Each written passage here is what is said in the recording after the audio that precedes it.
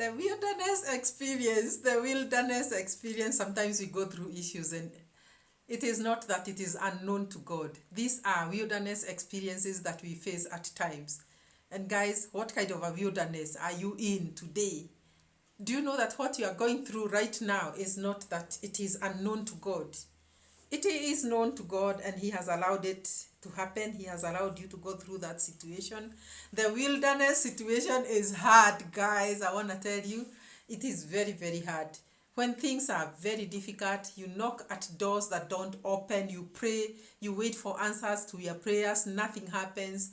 You try business, it doesn't work. You try your office where you work, you apply for a loan, you don't get. You take your children to school and try to request that you be given a bursary, and you don't even get.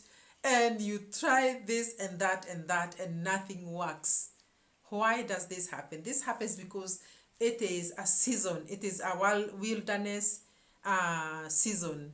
God allows you to go through a wilderness experience for a reason. Wilderness experience, guys, this has to come to us as human beings. It cannot be just laughter all the way to the bank every day. Sometimes you have to face situations that are very difficult, situations that are not working, and sometimes you have to feel very desperate and very, wasted because nothing is working. This is called the wilderness experience. So why does God allow us to go through that? I want to answer this this question with an illustration, and it is about business that I have been doing for years, guys. I'm going to talk about myself here today. I've been doing business for years, and this particular year I realized that business has actually gone down, down, down, down. And I was wondering, am I making business mistakes, like I discussed here the other day? And I said, business mistakes that you can make that can bring you down. And I asked myself, is it that I've made business mistakes or what? And I'm like, oh my God, what haven't I done? This is the same place I've worked for years. How come it is not generating? How come I'm trying everything and nothing is working? And I was like, let me wait for the next month. And the next month comes, I pay rent, I pay the workers, nothing happens. Then the other month comes, I do the same thing, until I ended up depreciating all my finances because of a business that I had run for years and was successful then, but then it just came dying a natural death. And I tried always, it did not wake up. Guys, I also prayed a lot, and I asked God, why is this happening? And then I told God, why don't you show me what else you have kept aside for me? Because you are God of many ways and many directions. You can take me to another direction, to another business venture. You are able to do that. Why is this happening to me? That my business that I have loved and worked in for a long time is now dead, dead, dead. Why should I even laugh? It was very, it was very bad on me.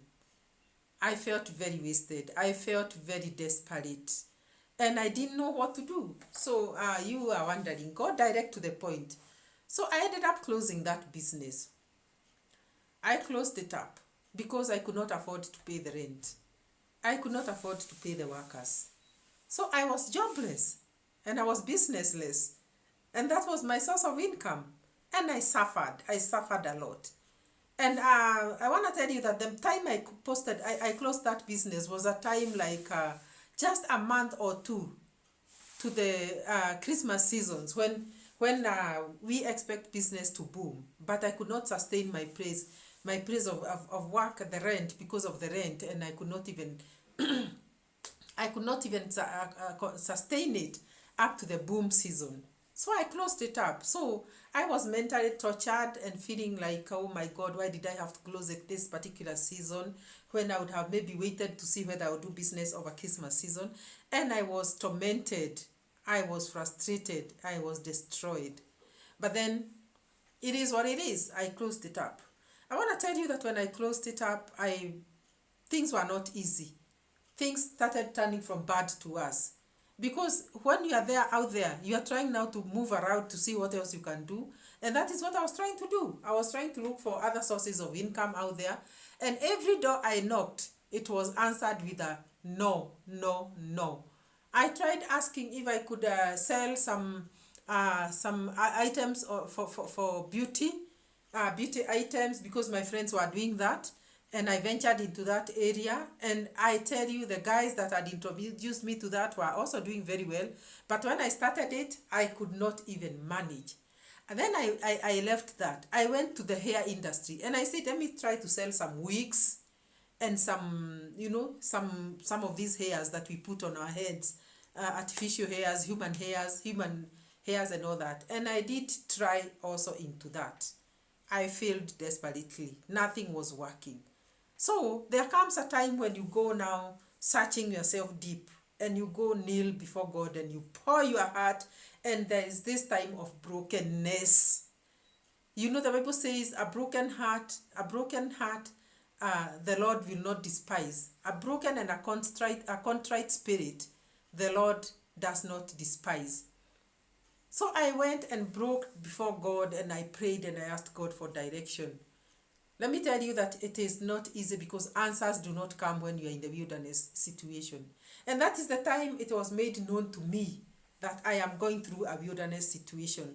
A wilderness situation, you have to go through it. Whether you want it or not, God allows you in this life to pass through a wilderness situation. I've not known one person whose life has just been smooth all through and has never had a hiccup somewhere.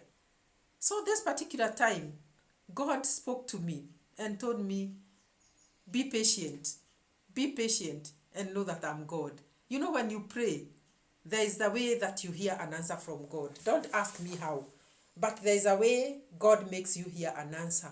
And I could feel a kind of peace descending upon me. And it's like God was telling me, be patient. I know what you are going through. You are my child. And I understood it like it is God that has taken me there. So why I did this video, because I don't want it to be too long, is to tell you that it is God who allows you to go through a situation. The devil has got no power. I know you will say, oh, it is the devil that put me in that situation, and I know you will say that, because I used to say the same. And I used to say, oh, you devil, why are you putting me through these situations? I hate you, I despise you, I curse you. And I say you are not my portion in Jesus' mighty name. But it is not the devil. It is the spirit that allows, the spirit of God that allows you to go through a situation like that, to the glory and honor of God. Because when you are there in the spirit, I mean in the wilderness, the spirit of God is still with you. He doesn't leave you. So you will be there, maybe lacking and praying and trying other things, but God does not leave you alone. How many people in the Bible went through a wilderness situation? Have you ever heard of somebody who God appeared to in the palace? The few people that I know, I've not read the Bible so widely, but the Bible tells me that Moses stayed in the wilderness in the Pharaoh's home for 40 years, and also 40 years in the wilderness. And it is in the wilderness that Moses met God, and God visited Moses in the wilderness many times. So it is in the wilderness that God will visit you. So when you are there, it is the Spirit of God that leads you there. And that is why you're expected to meet God. So don't fear to be in the wilderness, because that is where God is going to come and meet you. Also, there is Jesus. Jesus was tempted by the devil when on the top of the mountain where he went to pray. And the devil appeared to him and started telling him to make the stones into bread so he can eat, because he was very hungry. And read the Bible and see, how did Jesus end up there where he had gone to pray? The Spirit of God led him there. It is the Spirit that leads you there into the wilderness so that God can meet you there. So Jesus was led there by the Spirit. If you could read the Bible, you will see that. And that is where God came and met Jesus. So the Spirit of God is the one that leads you to the wilderness. And it is in the wilderness that you are going to meet God. It is in the wilderness. So don't fear to be in the wilderness situation. We have heard of David also in a cave. where God also met him there. Did we also read about Elijah?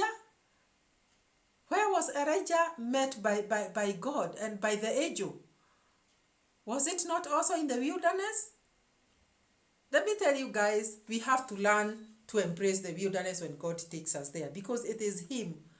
I'm going to read widely to see how many people in the Bible were in the wilderness, and then the Lord came and met them there. And things happen in the wilderness. So the situation that you are in, you are going to come out of it because God knows about it. It is not foreign to you, to him. He knows about it, and he's going to come and meet you there and change and transform you. So today I did not come here to preach, but I just wanted to encourage somebody that the situation that you are in, the situation that you are going through, do not worry, because you are going to come out of that situation. God is going to meet you there in that situation, and it is him who ordered your steps there. He's the one who orders the steps of the righteous. He's the one who ordered you there in that wilderness situation that you are in. And he's going to remove you from there because he is God. So don't be afraid. Don't be afraid. Wait upon God, and he is coming to remove you from there. You have trusted him for so long. He did not bring you this far to abandon you or to shame you. Just continue praying and trusting in God. Tell him, Lord, let me not be ashamed. Let not my enemies triumph over me.